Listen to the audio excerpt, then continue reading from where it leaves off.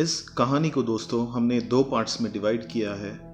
आज जो आप देखने वाले हैं वो है पार्ट 1 और आने वाले हफ्ते में हम इसका फाइनल पार्ट शेष भाग रिलीज करेंगे आपके लिए।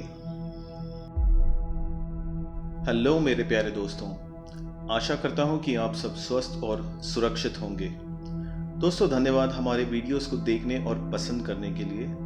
अगर आपने हमारे चैनल स्पूकी बाबा की दुनिया पर सब्सक्राइब नहीं किया है अभी तक, तो जल्दी से नीचे दिए गए सब्सक्राइब बटन को दबाकर लाल से ग्रे करें और अपने दोस्तों के साथ चैनल का लिंक ज़रूर शेयर करें। हमें आपके सुझाव लिखकर भेजें नीचे दिए गए कमेंट सेक्शन द्वारा हमसे जुड़े रहने के लिए। आज की कहानी पर 1982 में एक बहुत बड़ी बजट की फिल्म बनी थी और फिल्म का नाम था दी पोल्टरगाइस्ट। इस फिल्म को पूरे दुनिया ने देखा और पसंद किया, पर क्या किसी को पता है इस कहानी की प्रेरणा स्टीवन स्पीलबर्ग को किस सच्ची घटना से मिली थी और वो घटना किस परिवार के साथ और कब घटी थी? नहीं ना दोस्तों, इन भूतिया हादसों के बारे में आज तक कोई पैरानॉर्मल इन्वेस्टिगेशन टीम, रिसर्चर या साइंटिस्ट इनका कारण नहीं बता पाए और आज भी करीब 62 इयर्स बाद लोग दंग रह जाते हैं इन हादसों के बारे में बात करके। तो चलिए बढ़ते हैं हमारी आज की कहानी की तरफ, जो है अमेरिका में रहने वाले हरमन परिवार की। जेम्स हरमन का परिवार अपने 2 बच्चों के साथ इस प्यारे से घर में रहता था, सीफोर्ड न्यूयॉर्क के सबर्ब में, जो लॉन्ग आइलैंड में स्थित था। ये घर एक रैंच स्टाइल में बना हुआ था और इसका पता था 1648 रेडवुड पाथ। इस घर को 1953 में कंस्ट्रक्ट किया गया था और घर में 3 bedrooms, kitchen, dining room, living room और फाइनली एक बेसमेंट था जिसको 2 हिस्सों में डिवाइड किया गया था। एक हिस्से में यूटिलिटी रूम और दूसरे में प्ले रूम बनाया था। ये एक टिपिकल 1950s का अमेरिकन आर्किटेक्चर वाला घर था। पर इस खूबसूरत घर में रहने वाले हरमन परिवार को पता नहीं था उन पर मंडरा रहे खौफ के काले बादलों के बारे में, और वो पूरी तरह से अनजान थे आने वाली तकलीफों और परेशानियों से, जो किसी मगरमच्छ की तरह अपना पूरा मुंह खोले हरमन परिवार का इंतजार कर रही थी। इन खौफनाक हादसों की शुरुआत हुई पहली बार फरवरी 3, 1958 की दोपहर को। उस दिन की शुरुआत किसी भी आम दिन की तरह हुई थी।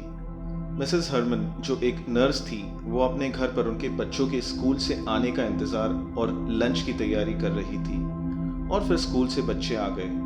लंच के लिए सभी रेडी हो रहे थे, पर अचानक घर में भगदड़ मच गई ये देखकर कि किचन में जो बॉटल्स रखी हुई थी उनके कैप्स, ढक्कन खुलकर अंदर का लिक्विड या फिलिंग्स बाहर आना शुरू हो गए। कुछ बॉटल्स एक्सप्लोड भी होना शुरू हो गए और कुछ यहाँ वहाँ अपनी जगह से सरक रहे थे।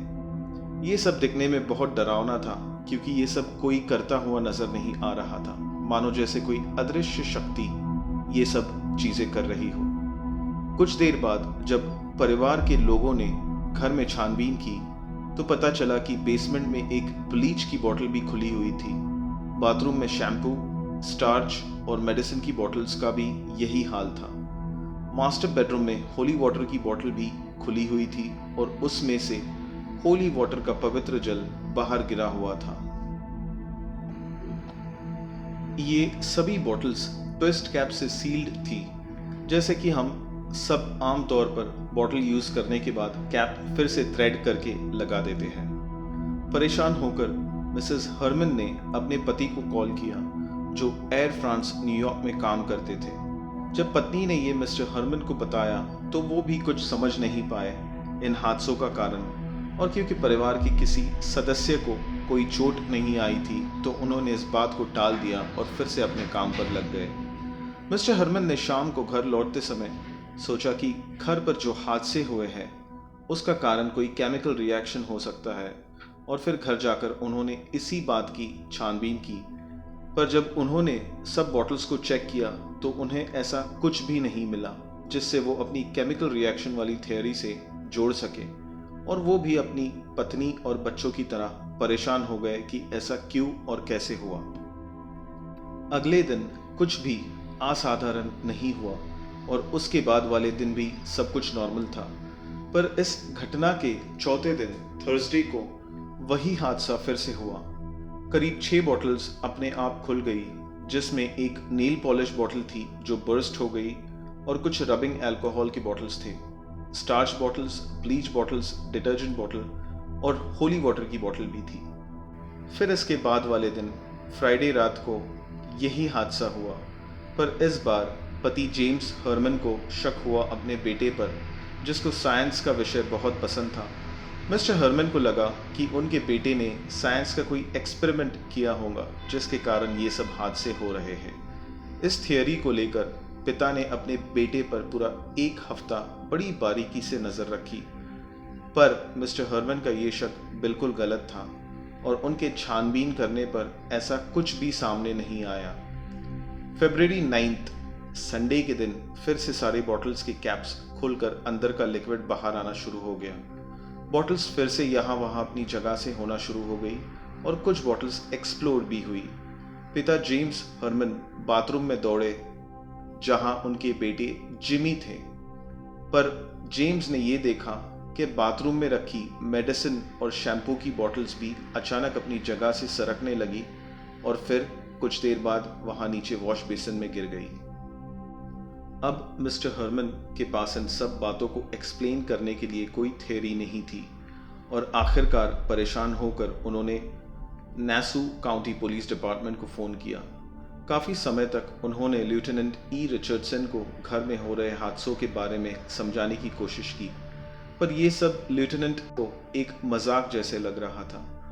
ऑफिसर रिचर्डसन ने मिस्टर हरमन से ये भी कहा कि कहीं उन्होंने ज़्यादा तो नहीं पी ली है और नशे में पुलिस को कॉल कर दिया। मिस्टर हरमन ने फिर से बड़ी नम्रता से अपनी प्रॉब्लम के बारे में ऑफिसर रिचर्डसन को बताया और इस बार ऑफिसर को भी थोड़ा उनकी बात पर यकीन होने लगा। ऑफिसर रिचर्डसन ने अपने कलीग ऑफिसर जेम्स ह्यूज को भेजा इन्वेस्टिगेट करने के लिए। शुरुआत में ऑफिसर जेम्स भी नाखुश थे ये कॉल अटेंड करने के लिए, पर जब उन्होंने घर पहुंचकर छानबीन की और बाथरूम में एंटर किया तो उनका चेहरा भी खौफ से दंग हो गया जब वहां रखी कुछ बॉटल्स ऑफिसर जेम्स के सामने एक्सप्लोड हो गई और उन बॉटल्स के ढक्कन ऑफिसर के चेहरे के डायरेक्शन में उड़कर आए। तभी ऑफिसर जेम्स ने ठान लिया कि हरमन परिवार को मदद की जरूरत है। एक बहुत ही नामचीन और होनहार डिटेक्टिव जिनका नाम था टॉजी को ये केस सौंपा गया इन्वेस्टिगेट करने के लिए, पर डिटेक्टिव टॉजी ने पहले से ही एक राय कायम कर ली थी इस केस के बारे में पढ़कर कि ये सब सच नहीं हो सकता है और हरमन परिवार कुछ तो छुपा रहा है सबसे। इसी समय डिटेक्टिव टॉजी कोई साइंटिफिक एक्सप्लेनेशन थ्योरी भी सोच रहे थे इन सब बातों को एक्सप्लेन करने के लिए और केस सॉल्व करने के लिए। फरवरी 11 को डिटेक्टिव टॉजी हरमन्स के घर पहुंचे, पर टॉजी को ज्यादा देर इंतजार नहीं करना पड़ा और अचानक हरमन की बेटी के कमरे में एक परफ्यूम की बोतल अपनी जगह से यहाँ वहाँ होकर नीचे गिर गई और उस समय कमरे में कोई नहीं था, जो डिटेक्टिव टॉजी ने भी देखा। अगले कुछ दिनों तक ये हादसे होते रहे, पर ये हादसे ज्यादा होली वाटर की बोतल जो मिस्टर एंड मिसेस हरमन के बेडरूम में थी उसके साथ हो रहे थे। एक बार जब होली वाटर की बोतल अपने आप गिरी तब मिस्टर हरमन ने लपक कर उस बोतल को अपने हाथ में ले लिया और उन्हें एक एहसास हुआ उस बोतल के कांच के गर्म होने का, मानो जैसे किसी ने उसे अपने हाथ में कुछ देर पकड़ कर छोड़ दिया हो।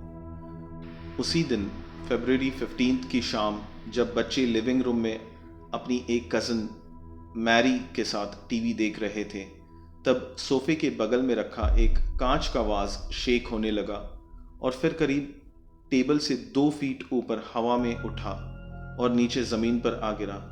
पर इससे ज्यादा चौंका देने वाली बात थी कि वो टूटा नहीं कांच का होने के बावजूद। हरमन परिवार अब बहुत डर गया था और उन्होंने father William McLeod church of saint William the abbot को मदद के लिए कांटेक्ट किया। हरमन्स एक बहुत धार्मिक कैथलिक परिवार था। हरमन्स को पूरा विश्वास था कि चर्च से उन्हें ज़रूर मदद मिलेगी। फादर मैक्लियोड ने हरमन्स के घर विजिट किया और सारे कमरों में होली वाटर का पवित्र जल छिड़का, पर यह खौफनाक हादसे रुके नहीं और इनका सिलसिला एक के बाद एक चलता गया। अब इन घटनाओं को शुरू होकर 2 हफ्ते हो चुके थे और काफ़ी लोगों को भी पता चल गया था और किसी ने मीडिया और रेडियो वालों को भी ये बात लीक कर दी। हरमन परिवार 2 हफ्तों में ही इन भूतिया हादसों की वजह से काफ़ी फेमस हो गया था। इसी दौरान टाइम और लाइफ मैगजीन में भी इन भूतिया घटनाओं को लेकर आर्टिकल छपा।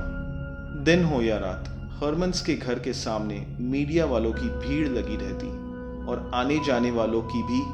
पर इस मीडिया और लोगों के अटेंशन को लेकर हरमन परिवार काफ़ी टेंशन में आ गया था, जो आमतौर पर कोई भी हो जाता। धन्यवाद दोस्तों इस वीडियो को पूरा देखने के लिए। अगर आपको वीडियो पसंद आया हो तो वीडियो को लाइक करें और अपने दोस्तों के साथ ज़रूर शेयर करें। अगर आपने हमारे चैनल स्पूकी बाबा की दुनिया पर सब्सक्राइब नहीं किया है अभी तक, तो नीचे दिए गए सब्सक्राइब बटन को जल्दी से दबाकर लाल से ग्रे करें और बेल आइकन पे क्लिक करके ऑल सेलेक्ट करें। दोस्तों, हमसे जुड़े रहने के लिए आपके कमेंट्स ज़रूर छोड़ें।